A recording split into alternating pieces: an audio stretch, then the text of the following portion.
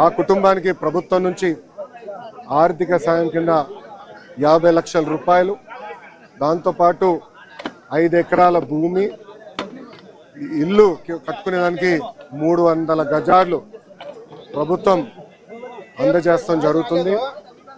అంతేకాకుండా కుటుంబాల కోరిక మేరకు కుటుంబంలో ఎవరికైనా ఉద్యోగం ఇస్తే, ప్రభుత్వ ఉద్యోగం ఇస్తే బాగుంటుందని అడిగారు.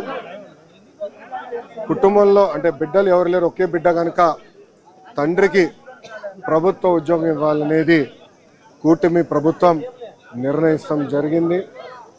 ఇంతేకాకుండా అంత్యక్రియలు సొంత భూమిలో జరుగుతుంది కనుక మెమోరియల్ కూడా కట్టాలని నిర్ణయించాం. ఇంకో పక్కన జిల్లా హెడ్ క్వార్టర్స్ లో కాంసీ విగ్రహం కూడా ఏర్పాటు చేసి కేవలం తెలుగులే కాదు భారతీయులు మురళీ నాయక్ ని ఆదర్శంగా తీసుకునే విధంగా ప్రభుత్వం ఉంటుందని తెలుపుకుంటూ ఇప్పుడు గౌరవ ఉప ముఖ్యమంత్రి పవనాన్ని మాట్లాడాల్సిందిగా కోరుతున్నాం.